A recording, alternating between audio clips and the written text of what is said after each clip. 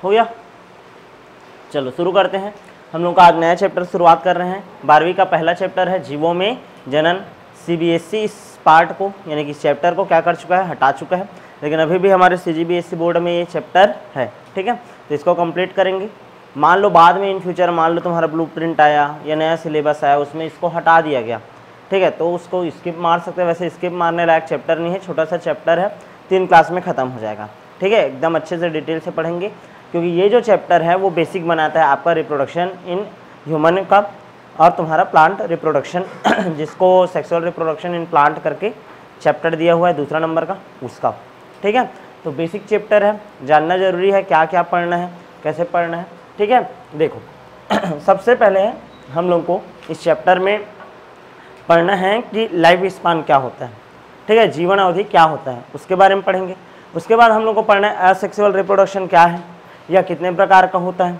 ठीक है, मैं टॉपिक बताते जा रहा हूँ। सबसे पहले क्या क्या पढ़ेंगे, लाइफ स्पान क्या है, ठीक है, जीवन अवधि किसे कहते हैं और उसके बाद हम लोग को पढ़ना है किसके बारे में बोल रहा हूँ मैं, एसेक्सुअल रिप्रोडक्शन के बारे में। एसेक्सुअल रिप्रोडक्शन के बारे में पढ़ना है। उसके बाद इसका क्या पढ़ना है, आपको टाइप पढ़ना है। क्या पढ़ना है, टाइप। ठीक है ना, इसमें 3 टाइप से पढ़ोगे आप लोग। उसके बाद हम लोग को पढ़ाई करना है किसके बारे में, 1 मिनट रुकना। ठीक है, इसके बाद हम लोग को पढ़ाई करना है किसके बारे में, सेक्सुअल रिप्रोडक्शन के बारे में। ठीक है ना, ये वाला टॉपिक कवर हो जाएगा जब ये तीनों। ठीक है, उसके बाद हम लोग को पढ़ना है जीवन चक्र की विभिन्न अवस्थाएं। ठीक है ना, जीवन चक्र की विभिन्न अवस्थाएं। और इस तरीके से हमारा चैप्टर क्या हो जाएगा, कंप्लीट। इसी के अंतर्गत छोटा मोटा बहुत सारा टॉपिक चलते रहेगा। ठीक है, तब जाकर के चैप्टर क्या होगा, कंप्लीट। मेनली कितना टॉपिक है, 4। ठीक है, और ये 4 टॉपिक के अंदर बहुत सारा टॉपिक चलते जाएगा और आप लोगों को साथ ही साथ क्लास में ही याद करना है। आज जितना पढ़ाऊंगा कल पूछूंगा मैं, फिर कल जितना पढ़ाऊंगा परसों पूछूंगा, उसके बाद जो बचा खुचा है उसको। और जैसे ही चैप्टर कंप्लीट होगा तुरंत हम लोग क्या लेंगे, टेस्ट। और उसके जस्ट बाद हम लोग को शुरुआत करने किसका, ह्यूमन हेल्थ एंड डिसीज़ का। क्लियर है, तो ध्यान से सुनना। मैं NCERT का और अपने हम लोग जो पढ़े हैं, ठीक है ना, नोट्स से ही पढ़ाऊँगा, ताकि तुम लोग को बाहर से ज़्यादा और पढ़ने का ज़रूरत है क्या, ऐसा सब काम करना ना पड़े। ठीक है, जो हमारा नोट्स है, जितना में हम लोग को पढ़ना है, जितने में हमारा पूरा नंबर बायोलॉजी में आ जाए उतना पढ़ना है। ठीक है ना, लास्ट में NCERT रीडिंग कर लेंगे फिर से। ठीक है, जैसे cell cycle and cell division का किया है ना, वैसे ही। ठीक है, शुरुआत करें तो देखो, चलो शुरुआत करते हैं हम लोग किससे। पहला टॉपिक है प्रजनन किसे कहते हैं। सबसे पहला टॉपिक है क्या, प्रजनन किसे कहते हैं। ठीक है, प्रजनन किसे कहते हैं, परिभाषा दिया जाता है तो उसमें बोला जाता है कि पुरानी पीढ़ी के द्वारा, ठीक है, क्या बोल रहे हैं, पुरानी पीढ़ी के द्वारा अपनी ही तरह की नई पीढ़ियों की उत्पादन या जन्म देने की प्रक्रिया को क्या बोलते हैं, प्रजनन कहते हैं। जैसे कि गाय है तो उसका जो संतति है वो उसके ही जैसा आएगा, गाय ही आएगा, समझ रहे हो। यदि कुत्ता है तो उसका संतति क्या आएगा, कुत्ता ही आएगा। ठीक है, बिल्ली है तो उसका संतति बिल्ली ही आएगा। मतलब कोई भी जो पुराना पीढ़ी है उसके द्वारा अपने ही जैसे सेम टू सेम जो संतति है उसको जन्म देने की प्रक्रिया क्या कहलाती है, प्रजनन कहलाती है। यहाँ तक क्लियर है। प्रजनन का एकदम बेसिक से परिभाषा बचपन से पढ़ रहे हो वही। ठीक है, उसके बाद ध्यान से सुनना, हमारा सबसे पहला टॉपिक शुरुआत होता है लाइफ स्पान क्या है, जीवन अवधि क्या है। लाइफ स्पान, उधर क्या लिखा है उसको छोड़ दिया करो, इधर ध्यान दिया करो। लाइफ स्पान या जीवन अवधि क्या है। ठीक है, ध्यान से समझना। जीवन अवधि के बारे में ये कहा जाता है, ठीक है, ध्यान से समझना, कोई भी, ठीक है ना, कोई भी जंतु है उसके जन्म से लेकर के उसके प्राकृतिक मृत्यु तक का काल। प्राकृतिक मृत्यु मतलब समझ रहे हो ना, अपने आप हुआ, कोई बीमारी के कारण कोई मौत नहीं, एक्सीडेंट में मौत हुआ है, समझ रहे हो, कोई दुर्घटना हुआ से उसका मौत हुआ, ऐसा वाला कहानी नहीं है। कोई भी, ध्यान समझना, कोई भी जंतु हो या कोई भी पादप हो, ठीक है, उसके जन्म से लेकर के उसके प्राकृतिक मृत्यु तक का जो काल है, जो टाइम पीरियड है, उसको हम लोग बोलते हैं क्या, लाइफ स्पान।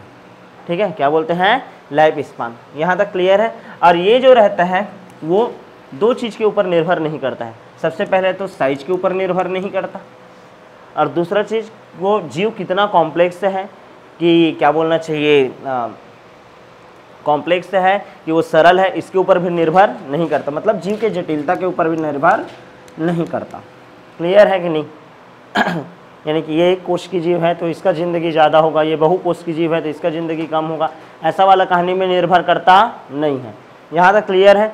यानी कि ध्यान से समझना, लाइफ स्पान किसे कहते हैं? किसी भी जीव के जन्म से लेकर के उसके प्राकृतिक मृत्यु तक का समय, ठीक है ना। और ये दो चीज़ के ऊपर निर्भर नहीं करता, सबसे पहला साइज के ऊपर और दूसरा जटिलता के ऊपर। साइज के ऊपर जैसे कि तुम लोगों को बोलूँगा कि कौवा है और क्या है आपका तोता, कौवा है और तोता दोनों का साइज लगभग समान है, लेकिन कौवा का जीवन अवधि जो रहता है वो 15 वर्ष रहता है। कितना रहता है? 15 वर्ष। और तोता का लगभग 140 वर्ष तक रहता है। कितना? 140 वर्ष तक। तो देखो साइज के ऊपर क्या जीवन अवधि निर्भर कर रहा है क्या? नहीं। यहाँ तक क्लियर है?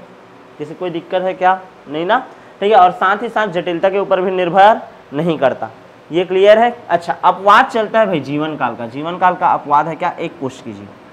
क्या है आपके? एक कोश की जीव। एक मिनट रुको।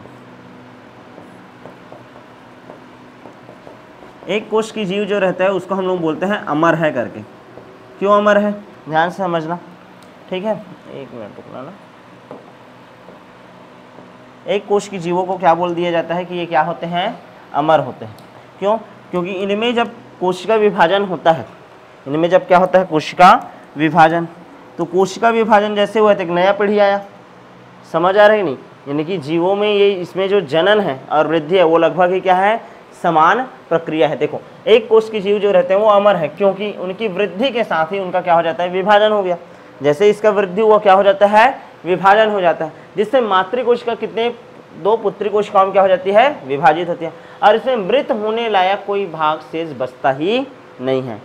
समझ आ रहा है कि नहीं? ये तो विभाजित हो गया, तो कौन सा चीज़ मरेगा? ऐसा वाला कहानी है क्या? नहीं। तो मृत होने लायक कोई भाग शेष बचता ही नहीं है, ठीक है। इस कारण, ठीक है, एक कोश की जीवों को हम लोग क्या मानते हैं? अमर मानते हैं। ये भी क्वेश्चन आया हुआ है, ये क्वेश्चन भी आया हुआ है, ये क्वेश्चन भी आया हुआ है। क्लियर है कि नहीं? ये 3 क्वेश्चन यहीं पास से क्लियर। अब कुछ जीवों का जीवन अवधि दिया गया था, पहले हम लोग याद कराते थे, अब याद करने की जरूरत नहीं है, बस एक राउंड पढ़ ले रहा हूँ। जैसे बटरफ्लाई है 1 से 2 हफ्ता बस जीवित रहेगा। उसके बाद आपका क्या है? फ्रूट फ्लाई, फल मक्खी। क्या है? फल मक्खी 20 से 30 दिन। राइस प्लांट तुम लोग सब जान रहे हैं 3 से 4 महीने में फसल तैयार हो जाता है, ठीक है। उसके बाद रोज प्लांट 5 से 7 साल उसका जिंदगी है। कितना? 5 से 7 साल, ठीक है। कौवा 15 साल, अभी जस्ट बताया हूँ, ठीक है। उसके बाद देखो तो गाय का 15 से कितना? 25 साल, ठीक है। कुत्ते का 20 से 30 साल जीवन अवधि, ठीक है। केला का पेड़ का 20 से 25 साल। क्रोकोडाइल 60 साल। कितना? 60 साल। घोड़े का उम्र कितना है? 62 साल, ठीक है। एलिफेंट का कितना? 65 to 90, ठीक है। अच्छा, कछुआ का उम्र देखो 100 से 150 साल। कितना? 100 से 150। और तोते का उम्र देखो कितना? 140 साल। और सबसे ज़्यादा किसका है? बनियान ट्री, मतलब बरगद के पेड़ का। यदि मैं साइज के अकॉर्डिंग बात किया तो एक उदाहरण तो तुम लोग को किसका दे दिया था? एनिमल का। किसका उदाहरण दे दिया था? एनिमल का। क्रो और किसका? पैरोट का दिया था उदाहरण, कौवा और तोता का। यदि मैं साइज में ही उदाहरण दे देता हूँ किसका? मैंगो ट्री का। और किसका? बनियान ट्री का। बरगद के पेड़ का और आम के पेड़ का। किसका जीवन अवधि ज़्यादा रहता है बोलो मैं? इसका, बरगद के पेड़ का 200 साल। और ये मुश्किल से 20 से 25 साल, ठीक है ना। बहुत कम वर्ष रहता है इसका, ठीक है। और लेकिन दोनों का साइज क्या रहता है? लगभग समान रहता है। मतलब 100 बात का एक बात की साइज के ऊपर भी कभी भी जीवन अवधि निर्भर नहीं करता, वो उसके जटिलता के ऊपर निर्भर नहीं करता। तो इस तरीके से ये वाला जो टॉपिक है लाइफ स्पान वाला क्या होता है? वो खत्म होता है। अच्छा, कोई भी जो जीव है उसके जीवन का विकास 2 परिस्थिति में हुआ है, ठीक है ना। जीवन का जो विकास है, ठीक है ना, लाइफ का जो ओरिजिन है, एवोल्यूशन है, वो 2 परिस्थिति में होता है, ठीक है। जैसे कि तुम लोग हो, 2 प्रकार के बच्चे होते हैं। एक बच्चा ऐसा है कि जिसके घर में हर सुविधा है और वो पढ़ाई कर रहा है, और एक बच्चा वो है जिसके घर में कोई सुविधा नहीं है, वो पढ़ाई कर रहा है। तो किसका पढ़ाई करना ज़्यादा बेटर है? जो जिसके घर में कोई सुविधा नहीं है। अच्छा, वो अपने लिए कुछ ना कुछ ऐसा परिस्थिति लाएगा जिससे वो ज़्यादा से ज़्यादा क्या कर सके? पढ़ाई कर सके। ऐसा वाला परिस्थिति भी लाने की कोशिश करेगा ना। तो देखो वैसे ही क्या बोल रहा हूँ मैं, जीवन का जो विकास है, ठीक है, लाइफ का जो ओरिजिन जब हुआ तो 2 प्रकार का परिस्थिति में ओरिजिन हुआ। एक तो पहला परिस्थिति था जिसको हम लोग बोल रहे हैं क्या? प्रतिकूल परिस्थिति। मतलब हर चीज़ का कहानी ये था कि हाँ, ना ढंग से ऑक्सीजन उपलब्ध है, ना ढंग से फूड उपलब्ध है, समझ रहे हो ना ढंग से आवास उपलब्ध है। समझ आ रहा है कि नहीं? क्या बोल रहा हूँ मैं कि जीवन का जो विकास है कितना परिस्थिति में हुआ है? 2 परिस्थिति। पहला ऐसा परिस्थिति है, प्रतिकूल परिस्थिति है, अनफेवरेबल कंडीशन है। क्या है? अनफेवरेबल कंडीशन है, जो हमारे फेवर में नहीं है, ठीक है ना। अनफेवरेबल कंडीशन में है कहानी ठीक है। अब ये जब अनफेवरेबल कंडीशन में जीवन का जब विकास हुआ है, ध्यान से समझना, जब अनफेवरेबल कंडीशन में जीवन का विकास हुआ है तो ऐसे स्थिति में जो संतति का संख्या रहेगा वो क्या रहेगा, कम रहता है। क्लियर है ना, प्रति जनन चक्र जो संतति का संख्या रहेगा वो क्या रहेगा, कम, क्योंकि बाहर में कंडीशन तो ठीक ठाक नहीं है। यदि बच्चा पैदा भी हो गया तो जीवित रह पाएगा क्या, नहीं। समझ आ रहा है। तो जीवन का विकास जब प्रतिकूल परिस्थिति में हुआ तो जीवन अवधि क्या था, कम था, लेकिन सॉरी, ठीक है, जीवन अवधि क्या था, कम था। जीवन अवधि क्या रहा, कम, लाइफ स्पान क्या रहा, कम, लेकिन हाँ कम टाइम जिएंगे लेकिन ज़्यादा लोग जिएंगे, ऐसा वाला दिमाग चला है। ठीक है, तो प्रति जनन चक्र एक बार में, ठीक है ना, उनका जो संतति होने का जो दर है, प्रति जनन चक्र जो संतति उत्पादन दर है, संतति उत्पादन दर है, वो क्या रहा, अधिक रहा। क्लियर है। जैसे कि एक बार बच्चा हुआ तो 10 बच्चे को जन्म दिया, समझ आ रहा है कि नहीं। एक बार बच्चा हुआ तो कितने बच्चे को जन्म दिया होगा, 10। दूसरा बार हुआ तो फिर 10 दिया, ठीक है। लेकिन हाँ वो 10 बच्चे 20 बच्चे हो गए तो 20 बच्चे ज़्यादा दिन नहीं जिएंगे, क्योंकि परिस्थिति क्या है, प्रतिकूल है। क्या है, प्रतिकूल है। क्लियर है ना। मतलब पहले का कंडीशन ऐसा रहा होगा, यानी कि तुम लोग देखते होगे ना अपने आसपास कई ऐसे जीव हैं जो 20-20 बच्चे देते हैं, और कई ऐसे जीव हैं जो केवल और केवल एक बच्चे उत्पन्न करते हैं। ऐसा कहाँ नहीं रहता। तो ऐसा क्यों हुआ होगा, वो जो जीव है जब उसका विकास हो रहा होगा तो उस टाइम कैसा परिस्थिति रहा होगा, प्रतिकूल परिस्थिति। कैसा परिस्थिति रहा होगा, प्रतिकूल परिस्थिति, और उसका जीवन अवधि इसी कारण क्या रखा गया, कम। आसपास का कंडीशन ही खराब है ना भाई, कभी भी कुछ भी हो रहा है। क्लियर है ना। उनका ढंग से हैबिटाट है ना, उनको ढंग से फूड मिल पा रहा है, समझ आ रहा है ना। और बहुत सारे क्या है, क्या बोलना चाहिए, परभक्षियों से उनको खतरा है, ठीक है ना, सर्वाइवल ऑफ द फिटेस्ट चल रहा है। तो ऐसे स्थिति में जीवन अवधि को क्या रखा गया, कम। और प्रति जनन चक्र है, मतलब एक बार जब उसका क्या होगा, बच्चा होगा, तो वो जो बच्चे का संख्या रहेगा वो क्या रहेगा, ज़्यादा रहेगा, लेकिन उसका अवधि क्या रहेगा, बहुत ही कम। अब अच्छा, ऐसे जीवों का विकास जिनका विकास कब हुआ, अनुकूल परिस्थिति में हुआ। ऐसे स्थिति में हुआ है, अनुकूल परिस्थिति में, तो जस्ट अपोजिट होगा, उनका जीवन अवधि क्या हो जाएगा, ज़्यादा साल तक जिएंगे जी उन लोग, जीवन अवधि क्या हो जाएगा, ज़्यादा होगा। ठीक है। और साथ ही साथ, ठीक है, उनका जो प्रति जनन चक्र संतति उत्पादन का दर है वो क्या रहेगा, कम। प्रति जनन चक्र संतति उत्पादन का दर क्या हो जाएगा, अब कम। मतलब ऐसा रहेगा कि हाँ एक बार रिप्रोडक्शन हुआ तो उससे केवल और केवल 1 या 2 बच्चे ही उत्पन्न होंगे, क्योंकि उनका जीवन अवधि क्या है, लंबा है। समझ आ रहा है कि नहीं। ठीक है। तो वही बोल रहे हैं, वे जीव जिनका विकास अनुकूल परिस्थिति में हुआ उनका जीवन काल, जीवन अवधि अपेक्षाकृत था, अधिक था, किंतु उनका प्रति जनन चक्र संतति उत्पादन करने की क्षमता क्या थी, कम थी। समझ आ रहा है कि नहीं, यहाँ तक क्लियर है। तो जीवन काल का जो तुम्हारा ओरिजिन है वो कितने परिस्थिति में हुआ है, 2, एक प्रतिकूल परिस्थिति और एक अनुकूल परिस्थिति, एक प्रतिकूल परिस्थिति और एक अनुकूल परिस्थिति। जिसका प्रतिकूल परिस्थिति में क्या हुआ है, जन्म हुआ है, उसका जीवन अवधि क्या रहेगा, कम, लेकिन प्रति जनन चक्र संतति उत्पादन की दर क्या रहेगी, अधिक। क्लियर है। और जिनका विकास अनुकूल परिस्थिति में हुआ है उसका जीवन अवधि क्या रहेगा, अधिक, लेकिन प्रति जनन चक्र संतति उत्पादन की दर क्या रहेगी, कम। ये टॉपिक क्लियर है कि नहीं। अब उसके बाद हम लोग जो प्रजनन का परिभाषा पढ़े थे, ठीक है ना, क्या बोला था कि अपनी ही, ध्यान समझना, पुरानी पीढ़ी द्वारा अपने ही समान नई पीढ़ी के उत्पादन की दर को क्या बोलते हैं, प्रजनन कहते हैं। क्या कहते हैं, प्रजनन। और ध्यान समझना, रिप्रोडक्शन के बारे में कैसे बताएंगे, यह एक ऐसा बायोलॉजिकल प्रोसेस है, ठीक है। कैसा प्रोसेस है, बायोलॉजिकल प्रोसेस है, जिसमें एक जीव अपने ही समान, ठीक है ना, जैसे मैं बोला था ना, कुत्ता है तो उसका बच्चा कुत्ता ही होगा, बिल्ली है तो उसका बच्चा बिल्ली ही होगा, मनुष्य है तो उसका बच्चा मनुष्य ही होगा। समझ आ रहा है कि नहीं। तो अपने ही जैसे वो क्या करता है, एक छोटे से जीव संतति को क्या करता है, जन्म देता है। इस प्रक्रिया को ही हम लोग क्या बोलते हैं, रिप्रोडक्शन। क्या बोलते हैं, रिप्रोडक्शन। परिभाषा तो याद हो गया होगा। अच्छा, रिप्रोडक्शन क्यों जरूरी है, ठीक है। रिप्रोडक्शन के द्वारा ही एक पीढ़ी के बाद दूसरी पीढ़ी में क्या आता है, निरंतरता उत्पन्न होता है, और इसी के कारण क्या उत्पन्न होता है, विभिन्नता। और जितना ज़्यादा विभिन्नता आते जाएगा उतना ही ज़्यादा क्या होता है, विकास होते जाएगा। क्या होते जाएगा, विकास होते जाएगा। क्लियर है कि नहीं। और बहुत सारा तुम लोग प्रजनन का महत्व पढ़ सकते हो, ठीक है, वो सब बुक में है, लेकिन आएगा नहीं, वो छोटे क्लास में आता है ना भाई, ठीक है। हमारे में बहुत सारा सिलेबस है, तो ये टाइम पास टाइप का क्वेश्चन देगा नहीं, ठीक है। अच्छा, अब देखते हैं ये जो रिप्रोडक्शन होता है वो कितने प्रकार का होता है। अच्छा, रिप्रोडक्शन का जो टाइप है ना, मेनली डिपेंड करता है किसके ऊपर, हैबिटाट के ऊपर, कि वो जो जीव रहता है वो कैसे परिस्थिति में रहता है, उसका आवास क्या है। दूसरा, उसका जो इंटरनल फिजियोलॉजी है, उसके ऊपर डिपेंड करता है। इंटरनल फिजियोलॉजी मतलब उस जीव का शरीर कैसे है, ठीक है ना, वो कॉम्प्लेक्स टाइप का जीव है कि सिंपल टाइप का जीव है, ठीक है ना, उसके ऊपर निर्भर करता है रिप्रोडक्शन वो कैसे करेगा।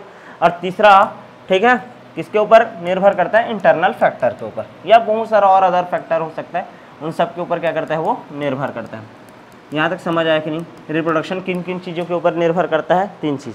सबसे पहले उसका आवास कैसा है, दूसरा उसके शरीर का फिजियोलॉजी कैसा है, ठीक है, उसकी शारीरिकी कैसी है, और तीसरा बहुत सारा और अदर फैक्टर जो है उसको प्रभावित कर सकता है। हम लोग को ये सब क्वेश्चन आएगा क्या? नहीं, ठीक है, ध्यान से देखते जाओ। जहाँ पास में मेरे को बताना रहेगा कि ये आता है तो उसमें थोड़ा और ज़्यादा फोकस करना, बस कहानी टाइप सुनते रहो, ये चैप्टर वैसी ही है, ठीक है।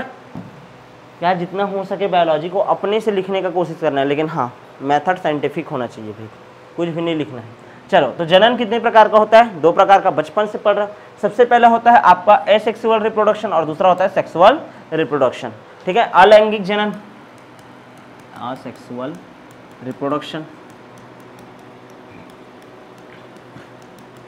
और एक होगा आपका क्या, सेक्सुअल रिप्रोडक्शन। क्या आता है? Sexual reproduction. क्लियर है कि नहीं?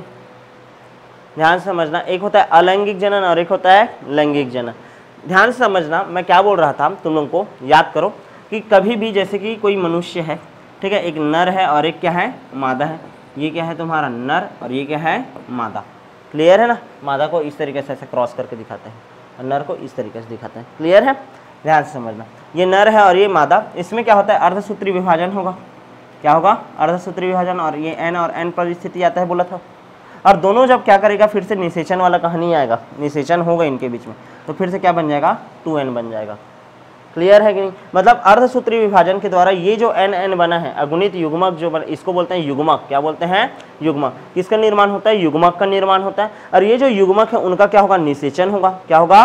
निषेचन, संयुग्मन होकर के, और फिर नया यंग वन फर्टाइल का उत्पत्ति हो जाएगा, एक नया संतति का क्या हो जाएगा, उत्पत्ति हो जाएगा। लेकिन जो तुम्हारा असेक्सुअल रिप्रोडक्शन रहता है उसमें अर्धसूत्री विभाजन नहीं होगा, युग्मक का निर्माण नहीं होगा, निषेचन नहीं होगा। क्लियर है कि नहीं? और बिना निषेचन के ही क्या होगा, तुम्हारा संतति का क्या होगा, उत्पत्ति होगा। कैसे होता है, क्या होता है, ध्यान से समझना। क्या बोल रहा है, जब संतति की उत्पत्ति एकल जनक द्वारा युग्मक निर्माण की भागीदारी के साथ, अब ध्यान से समझना, बहुत जगह विरोधाभास है, केवल एक जगह। मैं अभी क्या बोला हूँ कि जब अलैंगिक जनन होगा, जब अलैंगिक जनन होगा तो युग्मक का निर्माण नहीं होगा, बोला हूँ, निषेचन नहीं होगा, बोला हूँ मैं, यही बोला हूँ ना। लेकिन ध्यान से सुनो, एनसीईआरटी क्या परिभाषा देता है कि युग्मक का निर्माण हो सकता है। एक परिस्थिति है भाई, 99% युग्मक का निर्माण नहीं होता लैंगिक जनन में, लेकिन 1% चांस है किसमें होता है, ड्रोन फ्लाई में, नर मधुमक्खी। नर मधुमक्खी में क्या होता है, युग्मक का निर्माण। लेकिन एकल युग्मक, क्या बोल रहा है वो, एकल युग्मक, एकल जनक द्वारा युग्मक का निर्माण के भागीदारी के साथ अथवा इसके अनुपस्थिति में हो। 99% क्या है, अनुपस्थिति वाला है कहानी, और 1% क्या है, युग्मक का निर्माण हो सकता है। युग्मक मतलब ये वाला जी, 2n से n बना, 2n से n बना। समझ आ रहा है कि नहीं, ये वाला कहानी।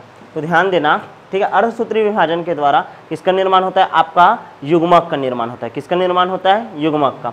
मैं बोल रहा हूँ कि जब एसेक्सुअल रिप्रोडक्शन चलेगा तो 99% केस में युग्मक का निर्माण नहीं होगा, 1% केस में हो सकता है। कौन से वाले केस में, नर मधुमक्खी वाले केस में। तो इसी को कैसे परिभाषा लिखा है कि जब संतति की उत्पत्ति एकल जनक द्वारा, अच्छा सिंगल पेरेंट इन्वॉल्व रहेगा ना, नर और मादा दोनों का जरूरत इसमें पड़ता नहीं है, एक single parent.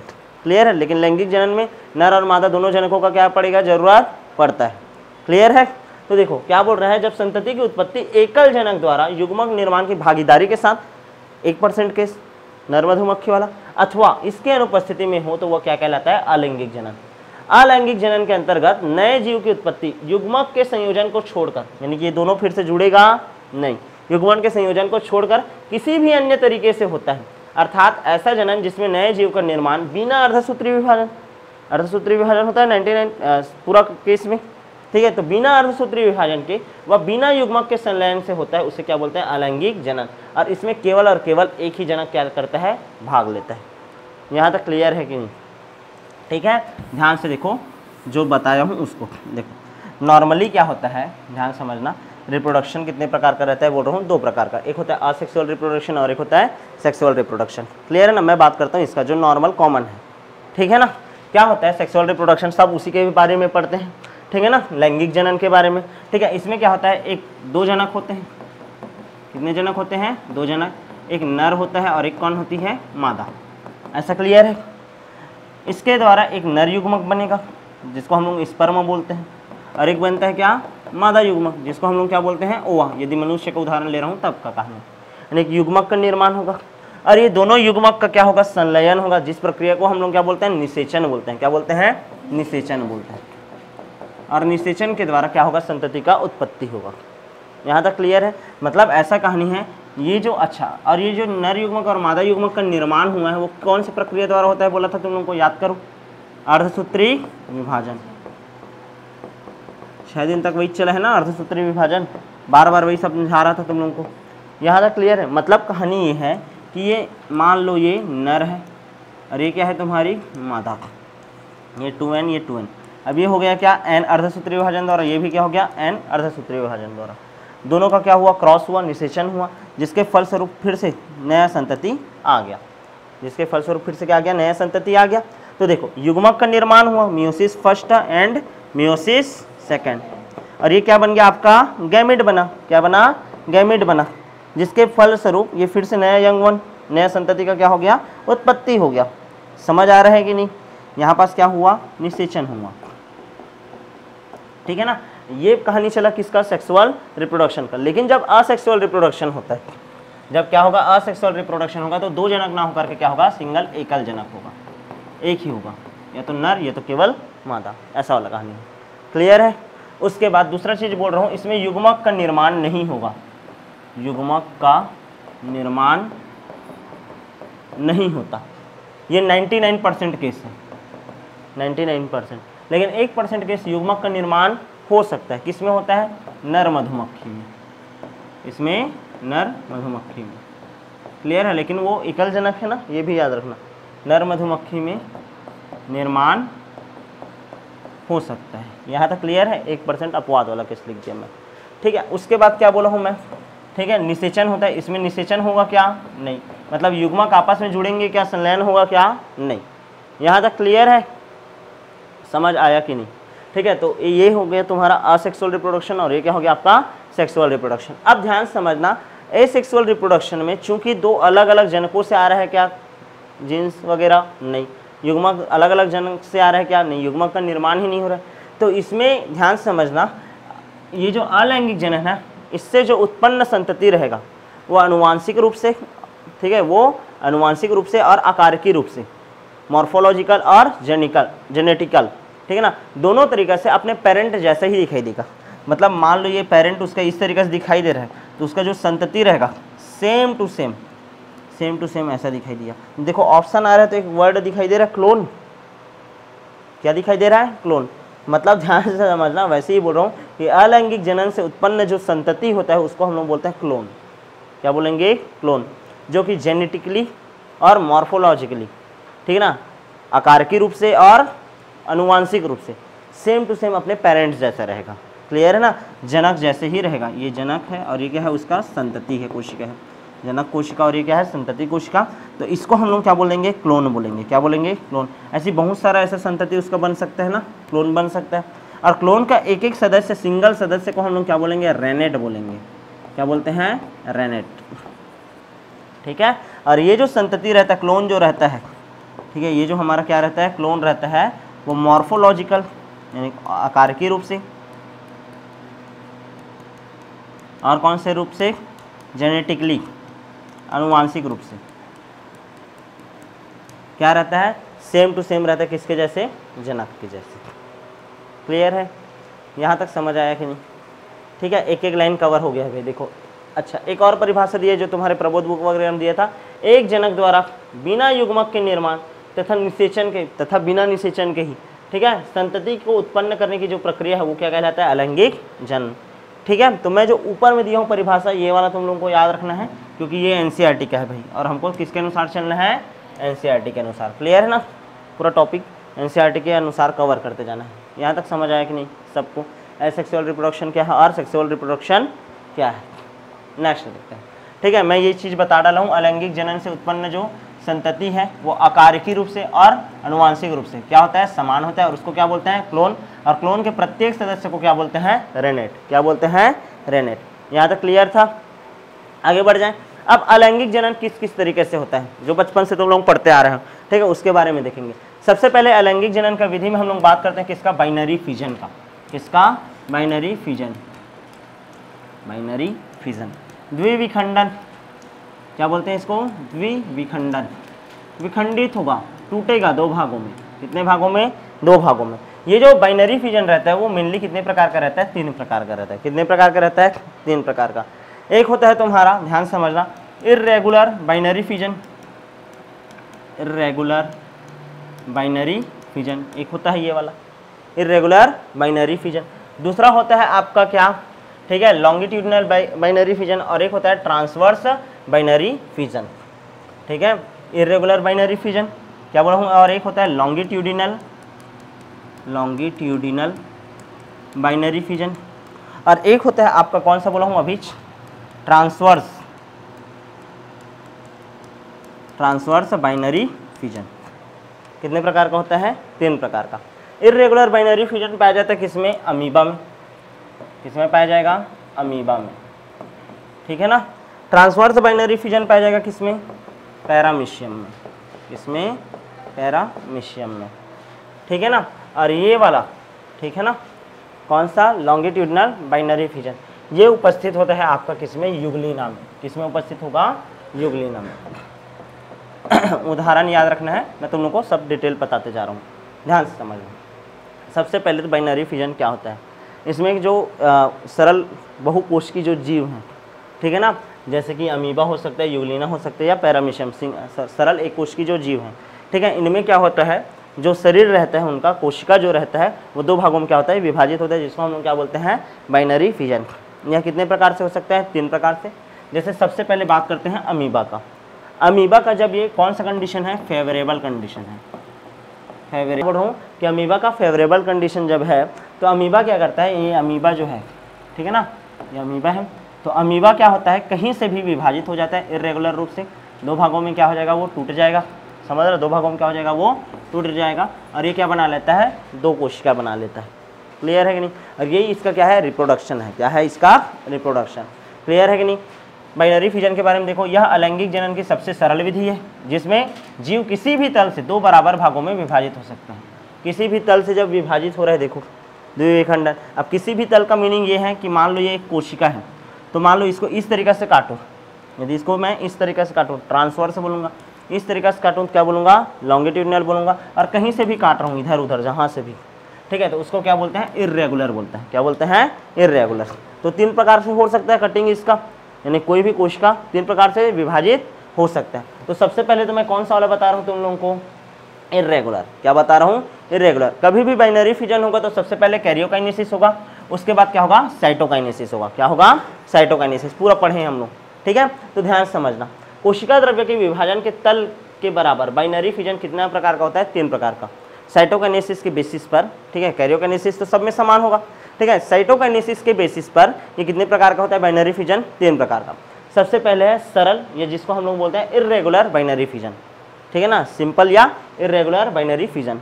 Irregular binary fission में क्या होता है, द्विविभाजन होता है, कोशिका के किसी भी तल में होता है, ठीक है ना, किसी भी तल में, मतलब समझ रहे हो ना। ये मान लो एक कोशिका है, तो मैं इधर से भी काट सकता हूँ, इधर से भी, इधर से भी, इधर से भी, कहीं से भी काट सकता हूँ। क्लियर है ना। इर्रेगुलर पैटर्न में होता है, एवं अनियमित आकार के जीव जैसे अमीबा में पाया जाता है। इनमें कोशिका द्रव्य विभाजन केंद्रक विभाजन के लंबवत होता है। क्लियर। जैसे कि ध्यान से समझने का कोशिश करना, ये हमारा एक अमीबा है, अमीबा के अंदर कॉन्ट्रैक्टाइल वैक्यूल है, ठीक है, वैक्यूल कॉन्ट्रैक्टाइल है, मतलब वो ऐसे इस तरीके से कॉन्ट्रैक्टाइल कर सकता है। क्लियर है।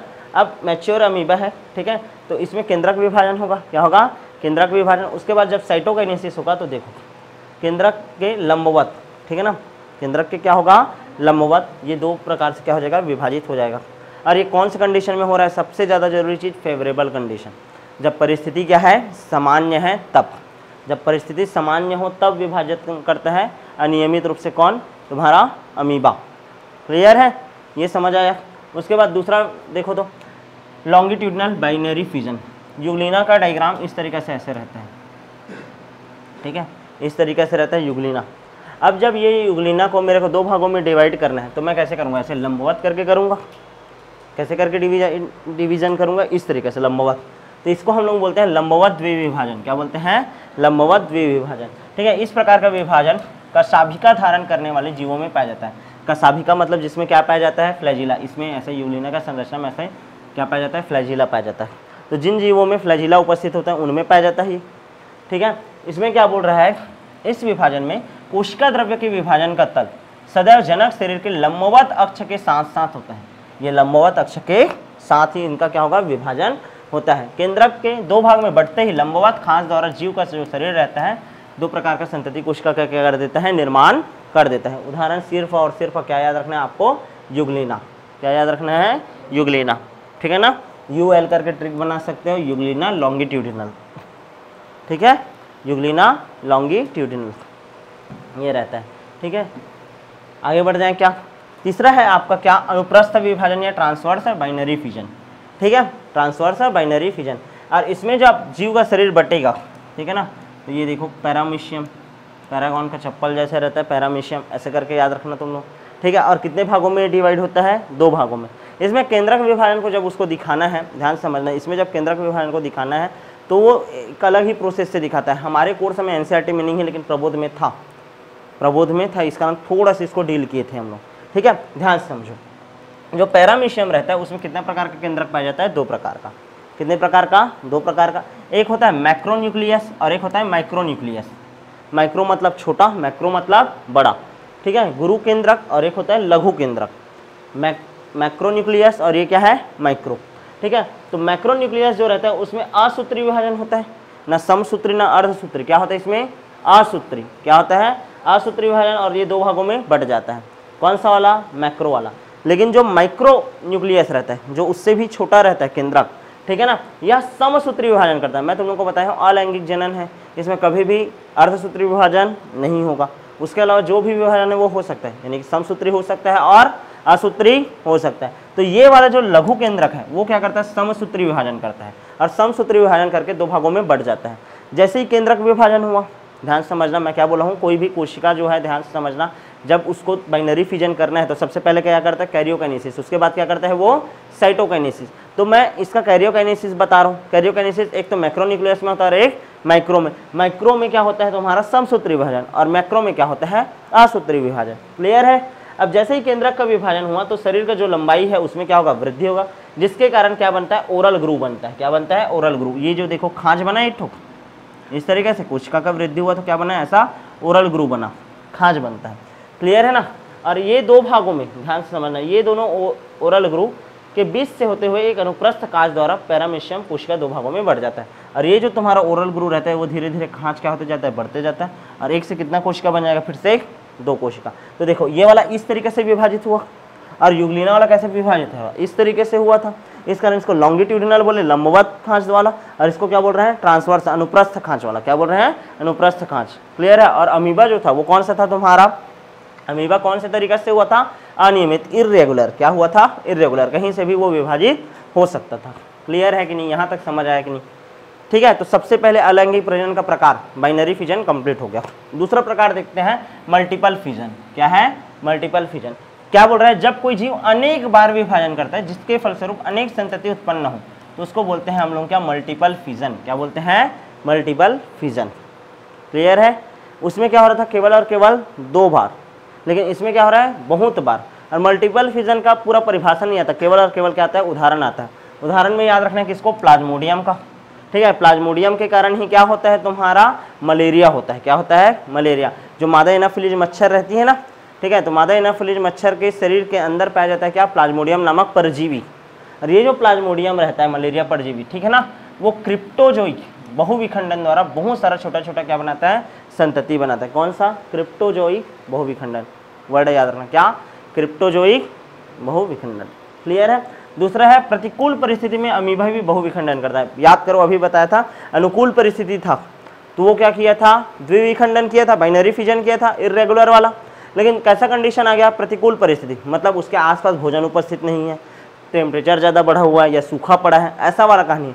तो ऐसी स्थिति में क्या करता है, ये जो अमीबा है, ठीक है ना, अमीबा है, तो अमीबा जो रहता है उसको इसको ये जो पदार्थ निकला रहता है इसको क्या बोलते हैं, पदार्थ। पढ़े होगे तुम लोग, इसको क्या बोलते हैं, पदार्थ बोलते हैं, स्यूडोपोडिया रे, जिसके कारण वो ऐसे ऐसे आगे बढ़ता है, ठीक है ना।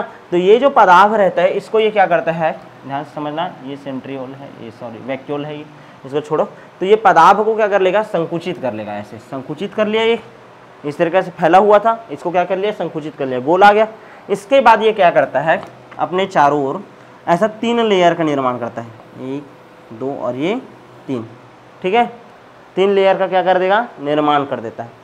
और इसी अवस्था में वो सस्पेंड रहता है, निलंबित रहता है कुछ समय तक, या कुछ माह तक, या कुछ वर्ष तक, कि और वेट करते रहता है कि कब आए अनुकूल परिस्थिति। जैसे ही कौन सा परिस्थिति आता है, अनुकूल परिस्थिति आएगा, क्या आएगा, अनुकूल परिस्थिति आएगा। क्लियर है ना। जैसे ही क्या आएगा, अनुकूल परिस्थिति आएगा, तो इसके अंदर जो भी तुम्हारा क्या है, जो भी मटेरियल है, जेनेटिक मटेरियल है, यानी कि इसका कैरियोकाइनेसिस और साइटोकाइनेसिस फिर होना स्टार्ट होगा। और ये जो है तुम्हारा स्पोर है, इसके अंदर जो उपस्थित क्या है, स्पोर, ये बहुत सारा स्पोर बन जाएगा इसके अंदर। समझ आ रहा है कि नहीं, इसके अंदर क्या बन जाएगा, बहुत सारा स्पोर बन जाए रहेगा, ठीक है ना। ऐसा 3 लेयर बना हुआ है, ठीक है, ध्यान से समझना, ठीक है। अमीबा है, अमीबा के चारों ओर क्या रहता है, स्यूडोपोडिया रहता है, पदार्थ रहता है। जैसे ही प्रतिकूल परिस्थिति आता है, इसको क्या कर लेता है, संकुचित कर लेता है, और अपने चारों ओर एक त्रिस्तरीय कठोर आवरण बनाता है, त्रिस्तरीय कठोर आवरण बनाता है। और इसमें क्या होने लग जाता है, बहुविखंडन। क्या होता है, बहुविखंडन। क्लियर है। और बहुत सारे स्पोर का क्या हो जाता है, निर्माण हो जाता है। जैसे ही अनुकूल परिस्थिति आया, ठीक है, यहाँ पास क्या हो गया, बहुविखंडन। जैसे ही क्या आएगा, बहुविखंडन, ठीक है, लिख लेना, बहुविखंडन हो जाता है। जैसे ही कौन सा परिस्थिति आएगा, अनुकूल परिस्थिति आएगा, तो ये जो लेयर है वो क्या हो जाएगा, टूट जाएगा, और ये जो स्पोर है वो क्या हो जाएगा, बाहर निकलना स्टार्ट हो जाएगा अनुकूल परिस्थिति में। कौन सी परिस्थिति में, अनुकूल परिस्थिति में। क्लियर है। और हर एक स्पोर फिर से एक नया किसका निर्माण कर देगा, अमीबा का निर्माण कर देगा। समझ आ रहा है कि नहीं। तो यहाँ पर देखो, ये जो अमीबा है, ठीक है, जब ये अमीबा अपने पदार्थ को संकुचित किया और इसके जस्ट बाद इसके चारों ओर त्रिस्तरीय जो कठोर आवरण बना है, इसको हम लोग क्या बोलते हैं, ये जो प्रक्रिया है ना, ये जो प्रक्रिया जिसमें त्रिस्तरीय कठोर आवरण बनता है, कितना लेयर का, 3 लेयर, इसको हम लोग बोलते हैं इंसिस्टमेंट। ये सिस्ट का फॉर्मेशन हुआ है, इसको क्या बोलते हैं, 3 लेयर सिस्ट, ठीक है ना। 3 लेयर क्या बोलते हैं, सिस्ट पुटीकरण बोलते हैं, पुटी भवन। इस प्रक्रिया को बोलते हैं क्या, पुटी भवन, ठीक है। पुट्टी क्या है, बन रहा है चारों ओर, ऐसा 3 लेयर में। क्लियर है। इंसिस्टमेंट बोलते हैं, 3 लेयर। और ये जो प्रक्रिया है जिसमें ये क्या हो रहा है, बहुविखंडन करके जनन किया, बहुविखंडन करके अलैंगिक जनन किया, उसके बाद बहुत सारे स्पोर बना। अब ये स्पोर जैसे ही अनुकूल परिस्थिति आया और बाहर निकलने लग गया, तो इस प्रक्रिया को बोलते हैं स्पोरुलेशन। क्या बोलते हैं, स्पोरुलेशन, स्पोरुलेशन। क्लियर है ना। बीजाणुद्भवन, बीजाणु बाहर निकल रहे हैं, ऐसा वाला कहानी है। यहाँ तक क्लियर है कि नहीं, ठीक है। तो मैं क्या बता रहा हूँ आप लोगों को बहुविखंडन के बारे में। बहुविखंडन जो रहता है, ध्यान से समझना, इसमें जो ध्यान देना, इसमें जो जीव है वो अनेक बार विभाजन करता है, जिसके फलस्वरूप बहुत सारा क्या हो जाता है, संतति उत्पन्न होता है, ठीक है। प्लाज्मोडियम को उदाहरण दिया, क्रिप्टोजोइक बहुविखंडन होता है। और दूसरा उदाहरण दे रहा हूँ किसका, अमीबा का। अमीबा का जीवन चक्र बताएं, क्या बोल रहा हूँ, जब अमीबा के जीवन में विषम परिस्थिति हो, प्रतिकूल परिस्थिति हो, तो अपने पदार्थ को संकुचित कर लेता है और अपने चारों त्रिस्तरीय कठोर आवरण बनाता है, जिसको हम लोग क्या बोलते हैं, सिस्ट बोलते हैं। क्या बोलते हैं, सिस्ट बोलते हैं। और इस जो घटना को पुटी भवन बोलते हैं। क्या बोलते हैं, पुटी भवन, इस सिस्टमेंट बोलते हैं। क्लियर है। और जब अनुकूल परिस्थिति आएगा तो ये पुटीकृत अमीबा बहुविखंडन द्वारा बहुत विभाजित होगा। जैसे ही कौन सा परिस्थिति आया, अनुकूल परिस्थिति आएगा, तो ये क्या करेगा, बहुविखंडन करेगा और बहुत सारे क्या बना लेगा, बहुविखंडन द्वारा क्या बना लेगा, स्पोर बना लेगा। और लास्ट में ये जो स्पोर रहेगा वो क्या हो जाएगा, बाहर निकल जाएगा, फट जाएगा। भित्ति जैसे ही फटेगा तो बहुत सारा जो स्यूडोस्पोडियोस्पोर है, ठीक है ना, स्यूडोपोडियोस्पोर है, स्यूडोपोडियोस्पोर है, वो क्या हो जाएगा, इसको क्या बोलते हैं, स्यूडोपोडियोस्पोर। क्या बोलते हैं, स्यूडोपोडियोस्पोर। क्या बोलते हैं, स्यूडोपोडियोस्पोर। ये क्या हो जाएगा, बाहर निकल जाएगा। और ये जो बीजाणु निकल रहे हैं ना यहाँ से बाहर, इसको बोलते हैं हम लोग क्या, बीजाणु जनन। क्या बोलेंगे, बीजाणु जनन, ठीक है। डायग्राम एक बार और देख लो अच्छे से। देखो क्या है, ये अमीबा है, अमीबा का ये क्या है, केंद्रक है, ठीक है। जैसे ही विषम परिस्थिति आया, प्रतिकूल परिस्थिति आया, ये अपने पदार्थ को क्या कर लिया, संकुचित कर लिया। क्या कर लिया, संकुचित। और इसके चारों ओर त्रिस्तरीय एक क्या बन गया, आवरण बन गया। इस प्रक्रिया को बोल रहे हैं क्या, पुटी भवन। और चारों ओर जो लेयर बने उसको बोल रहा हूँ सिस्ट। क्या बोल रहा हूँ, सिस्ट। जैसे ही अनुकूल परिस्थिति आएगा तो ये बहुविखंडन करने लग जाएगा। क्या करने लग जाएगा, बहुविखंडन, और निर्माण करेगा स्यूडोपोडियोस्पोर का। किसका, स्यूडोपोडियोस्पोर, स्यूडोपोडियोस्पोर, इसका निर्माण कर देगा, स्यूडोपोडियोस्पोर का। और कुछ समय बाद स्पोरुलेशन प्रक्रिया होगा, ठीक है। ये सिस्ट क्या हो जाएगा, फट जाएगा, और ये जो बीजाणु है वो बाहर निकल जाएगा, और ये बीजाणु फिर से इन फ्यूचर इसका निर्माण कर देगा, अमीबा का निर्माण कर देगा। क्लियर है। तो अभी तक तुम लोग अलैंगिक जनन का कितना विधि पढ़ लिए, 2 विधि। सबसे पहले कौन सा विधि पढ़े हो, बाइनरी फिजन, और दूसरा पढ़ लिए क्या, मल्टीपल फिजन, बहुविखंडन। क्या पढ़े, बहुविखंडन। नेक्स्ट देखते हैं, नेक्स्ट है बडिंग। बचपन से पढ़ रहे हो, ठीक है। हाइड्रा रहता है, हाइड्रा का ऐसे ऐसे डायग्राम बनाते थे, याद करो तुम लोग, ठीक है। और हाइड्रा में ये वाला जो भाग है इसको क्या बोलते थे, बड। और ये क्या हो जाता था, ऐसे कट करके अलग हो गया, और कट करके जैसे ही नीचे गिरा, अब ये फिर से क्या कर देगा, एक नए हाइड्रा का क्या कर देगा, निर्माण कर देगा। क्या कर देगा, निर्माण कर देगा। और इसी प्रक्रिया को क्या बोलते हैं हम लोग, बडिंग। क्या बोलते हैं, बडिंग। कलिकायन, क्या बोलते हैं, कलिकायन। कलिका को बोलते हैं बड, कलिकायन, ठीक है ना, बडिंग, ठीक है। कुछ जंतुओं में, प्राणियों में शरीर पर छोटे छोटे प्रवर्ध विकसित होते हैं, जैसे हाइड्रा, इसमें छोटे छोटे प्रवर्ध निकला है, ऐसे टाइप से जी, ये प्रवर्ध निकला है, ये प्रवर्ध निकला है, ठीक है। ये प्रवर्ध निकले रहते हैं, जो कि बाद में मातृकोशिका से पृथक होकर के, ये मातृकोशिका है, इससे क्या हो जाएगा, ये अलग हो जाएगा, और अलग होकर के फिर से एक नए जीव का क्या कर सकते हैं, निर्माण कर सकते हैं। क्लियर है कि नहीं। जैसे कि हाइड्रा है, सॉरी हाँ हाइड्रा है, जिसमें क्या पाया जाता है, ऐसा मुकुलन पाया जाता है, ठीक है ना, कलिकायन पाया जाता है। और दूसरा होता है यीस्ट। क्या है, यीस्ट, ठीक है ना।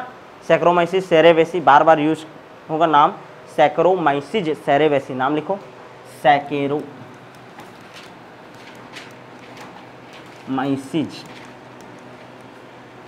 सेरेवेसी। मैं क्लास में ही पूरा एग्जांपल याद करवाऊंगा, नाम याद रखना, सैक्रोमाइसिस सेरेवेसी। इसको ब्रेवर्स यीस्ट बोलते हैं, ब्रेवर्स यीस्ट, या इसी को बोलते हैं बेकर्स यीस्ट, बेकर्स यीस्ट, ठीक है। इसी का उपयोग, ध्यान देना, इसी का उपयोग शराब बनाने में करते हैं, और इसी का उपयोग हम लोग बेकरी में ब्रेड वगैरह बनाने में करते हैं, ठीक है ना। सैक्रोमाइसिस सेरेवेसी का, इसका सैक्रोमाइसिस सेरेवेसी। यहाँ तक क्लियर है कि नहीं। तो अभी तक अलैंगिक जनन का कितना विधि देख डाले हम लोग, 3। सबसे पहला बाइनरी फिजन, दूसरा क्या है, मल्टीपल फिजन, और तीसरा क्या देख लिए, बडिंग। क्या पढ़ लिए, बडिंग। नेक्स्ट देखते हैं बीजाणुओं द्वारा, स्पोर द्वारा। किसके द्वारा, स्पोर द्वारा, कि कैसे स्पोर द्वारा क्या होता है, अलैंगिक जनन किया जाता है, ठीक है। स्पोर किसमें निर्माण होता है, स्पोर का निर्माण होता है शैवाल में, किसमें, शैवाल में, दूसरा कवक में, ठीक है, और कुछ कुछ पादपों में। क्लियर है ना। स्पोर का निर्माण 3 जीवों में होगा। सबसे पहले किस में होगा, बोला हूँ मैं, शैवाल में, दूसरा किस में निर्माण होगा, कवक में, और तीसरा कुछ पादपों में। क्लियर है ना। तो देखो, सबसे पहले हम लोग बात करते हैं किसका, जू स्पोर किसे कहते हैं, जू स्पोर, ठीक है ना, जू स्पोर, जू स्पोर। क्लियर है, क्या होता है जू स्पोर, ध्यान से समझना। जैसे उदाहरण दे रहा हूं मैं किसका, कवक और शैवाल जगत के जो सदस्य रहते हैं उनमें निर्माण होता है किसका, जू स्पोर का, जू स्पोर, ठीक है ना। किसमें बनता है, कवक में, और किसमें बनता है, शैवाल में। कवक में बनता है और शैवाल में। असल में क्या होता है, ये जो स्पोर बना रहता है इसमें उपस्थित होता है क्या, ऐसे पचमाभ। क्या उपस्थित होता है, पचमाभ होता है, ठीक है ना, फ्लैजिला वगैरह होता है, जिसके कारण ये क्या कर सकता है, मोटाइल होता है, मतलब गति कर सकता है। यहाँ तक समझ आ रहा है कि नहीं। जैसे ये जू स्पोर है, इसमें क्या हुआ, प्रजनन हुआ, ठीक है, तो बहुत सारा क्या बन गया, ऐसा जू स्पोर बन गया। समझ आ रहा है कि नहीं। और ये जो जू स्पोर है, ध्यान से समझना, ये जो जू स्पोर है एक साथ प्रतिकूल परिस्थिति आए तो ऐसे एक साथ रह भी सकते हैं। क्लियर है ना। और फिर से ये बाहर में फट करके फिर से इस स्थिति में आ सकते हैं। क्लियर है। तो नॉर्मली बस इतना ही जानो कि जू स्पोर जो होता है कवक और शैवाल जगत में पाया जाता है, पचमाभ युक्त होता है। कैसा होता है, पचमाभ युक्त होता है। क्या होता है, पचमाभ युक्त होता है। और उदाहरण सीधा याद रखना, क्लेमाइडोमोनास, बहुत ज़्यादा बार बार यूज करूँगा इसका, क्लेमाइडोमोनास का, ठीक है, क्लेमाइडोमोनास। यहाँ तक क्लियर है। दूसरा देखते हैं हम लोग, कोनिडिया किसी को बोलते हैं, क्या, कोनिडिया, ठीक है, कनाडिया नहीं है, कोनिडिया है,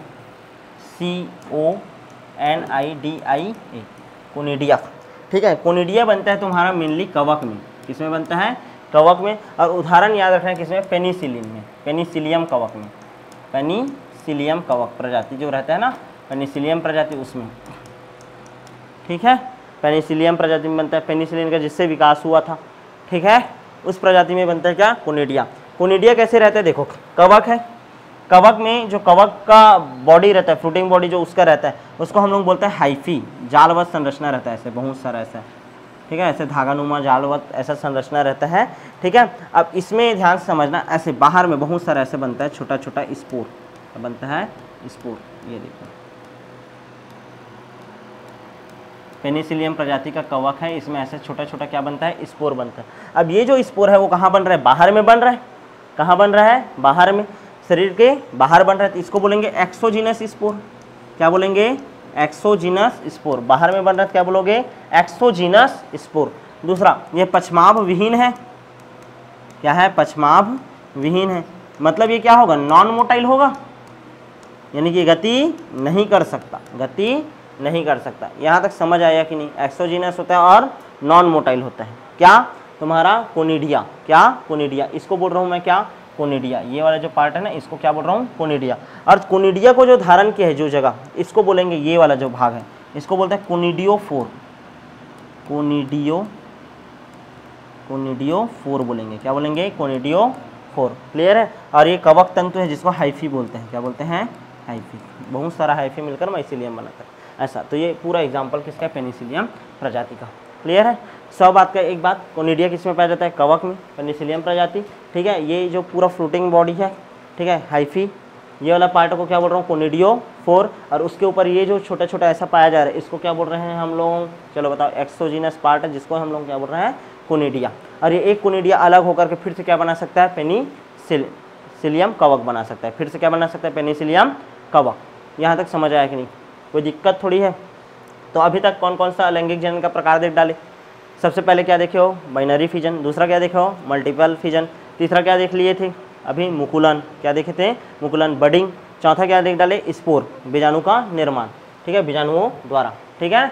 अच्छा, अब नेक्स्ट है फ्रेगमेंटेशन। मोस्ट कॉमन क्या है? फ्रेगमेंटेशन, विखंडन होना, विखंडित करना, खंडन होना, ठीक है। इसमें जनक जीव की कोशिका 2 भागों में टूट जाती है तथा प्रत्येक भाग पुनः वृद्धि कर नए जीवों का विकास करता है। किसमें किसमें होता है? रिक्सिया, मार्केंसिया, स्पंज में, शैवाल में, ब्रायोफाइटा में। मोस्ट कॉमन होता है क्या? फ्रेगमेंटेशन, ठीक है। ऐसे कोई जीव है, ठीक है, कवक वगैरह है, ऐसा है, तो ये वाला भाग क्या हो गया? ऐसे बीच से टूट गया। जैसे ही टूटा, फ्रेगमेंट बन गया, ये एक अलग फ्रेगमेंट, ये एक अलग फ्रेगमेंट। समझ आ रही है कि नहीं? इस तरीके से क्या हो जाता है? विखंडित हो जाता है। इसी प्रक्रिया को बोलते हैं फ्रेगमेंटेशन। क्या बोलते हैं? फ्रेगमेंटेशन। अच्छा, एक और उदाहरण रखना, जैम्यूल। क्या पढ़ रहे हो? जैम्यूल। जैम्यूल बनते हैं स्पंज में। किसमें बनता है? स्पंज में, ठीक है ना।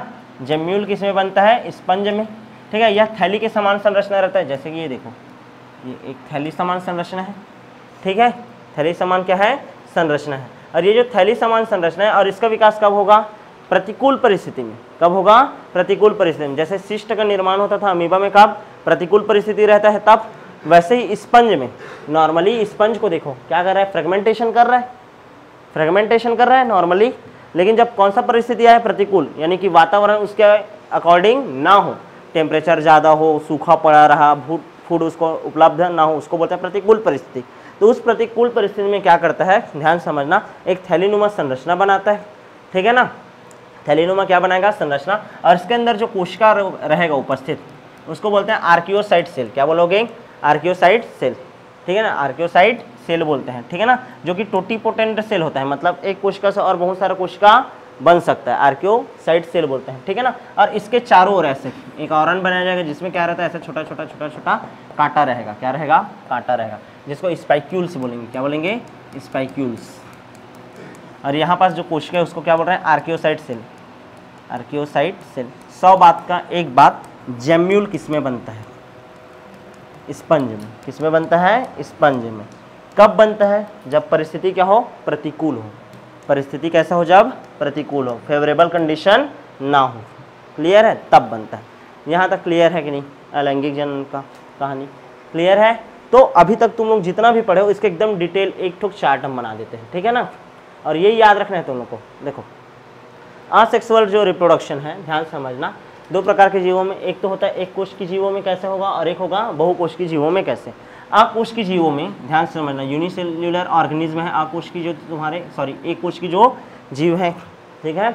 एक कोशिकीय जीव में कैसे कैसे होता है देखो, जैसे सबसे पहले मोनेरा जगत में देखो, मोनेरा जगत में नॉर्मली होता है फिजन, बाइनरी फिजन होता है। फेवरेबल कंडीशन में अमीबा का याद कर लो कहानी, क्लियर है। उसके बाद देखो प्रोटिस्टा जगत में बाइनरी फिजन हो सकता है इर्रेगुलर टाइप का, ठीक है। ये देखो अमीबा में हुआ, ट्रांसवर्सा टाइप का पैरामीशियम में होता है, लॉन्गिट्यूडिनल किस में हुआ था, यूग्लिना में, याद किए थे ना अभी जस्ट, ठीक है। अच्छा, उसके बाद मल्टीपल फिजन याद किए थे किसमें, प्लाज्मोडियम में, ठीक है, प्लाज्मोडियम में हुआ था। उसके बाद उदाहरण दिया था किसका, अमीबा का, अनफेवरेबल कंडीशन में, ठीक है। यहाँ तक क्लियर है। तो ये कहानी हो गया किसमें, एक कोशिकीय जीवों में किस तरीके से तुम्हारा असेक्सुअल रिप्रोडक्शन कंप्लीट होता है। दूसरा देखो मल्टी सेल्युलर ऑर्गेनिज्म है, बहुकोशिकीय जीव है, ठीक है। बहुकोशिकीय जीवों में कैसे कैसे हो सकता है, बहुकोशिकीय जीवों में भी दो प्रकार के जीव होते हैं, एक तो लेस कॉम्प्लेक्स है, ज़्यादा जटिल नहीं है जो जीव, और ऐसे जीव जो कि बहुत ही ज़्यादा जटिल है, जिनकी संरचना बहुत ही ज़्यादा क्या है, जटिल है। जैसे कि देखो स्पंज है, स्पंज में फ्रेगमेंटेशन होता है, और क्या बताता है, जेम्यूल। ये कौन सा परिस्थिति है, फ्रेगमेंटेशन वाला, अनुकूल परिस्थिति हो तब, और ये वाला कब बनता है, जब प्रतिकूल परिस्थिति हो तब, क्लियर है। हाइड्रा में क्या होता है, एक्सोजीनियस बड बनता है जो बडिंग करता है, क्या करता है, बडिंग, पढ़े थे। एल्गी में जो स्पोर बनता है, और किसमें उदाहरण दिया था, फ्रेगमेंटेशन होता है, क्या होता है, फ्रेगमेंटेशन। ये देखो फ्रेगमेंटेशन वाला में, ठीक है, सवाल करके लिखा है, क्या कर रहा है, फ्रेगमेंटेशन कर रहा है। एक एक लाइन है, एमपी है ना, एक एक लाइन पूरा कहीं से भी क्वेश्चन कर सकता है। उसके बाद देखो फंजाई है, फ्रेगमेंटेशन करता है, और किसका निर्माण करता है, कोनिडिया, किसका निर्माण करता है, कोनिडिया। उदाहरण दिया था किसका, पेनिसिलियम का। उसके बाद देखो ब्रायोफाइटा जो रहता है, तुम लोग पढ़ोगे ब्रायोफाइटा, टेरिडोफाइटा, एंजियोस्पर्मा और जिम्नोस्पर्मा, नाम तो सुने होंगे कम से कम, ठीक है। तो देखो ब्रायोफाइटा में फ्रेगमेंटेशन भी होता है, बडिंग भी होता है, और गैमा सेल पाया जाता है, क्या पाया जाता है, गैमा सेल, गैमा कप वगैरह पढ़ोगे इन फ्यूचर, ठीक है। मोर कॉम्प्लेक्स जीव है, जैसे कि हायर एनिमल है, तो उसमें असेक्सुअल रिप्रोडक्शन पाया नहीं जाता, ठीक है।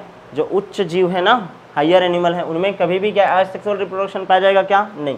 अच्छा, हायर प्लांट है जैसे एंजियोस्पर्मा, इसमें असेक्सुअल रिप्रोडक्शन जो रहता है कायिक प्रजनन के रूप में उपस्थित रहता है। कौन से रूप में, कायिक प्रजनन के रूप में। यहाँ तक कंप्लीट हुआ कि नहीं, क्लियर है कि नहीं कहानी, यहाँ तक समझ आया, ठीक है। तो अब जब नेक्स्ट क्लास पढ़ेंगे तो हम लोग पढ़ेंगे किसके बारे में, जो असेक्सुअल रिप्रोडक्शन होता है ना, उसके टाइप के बारे में तो पढ़ लिए हो, और टाइप पढ़ेंगे, जिसमें हम लोग पढ़ेंगे किसके बारे में, कायिक प्रजनन किसे कहते हैं।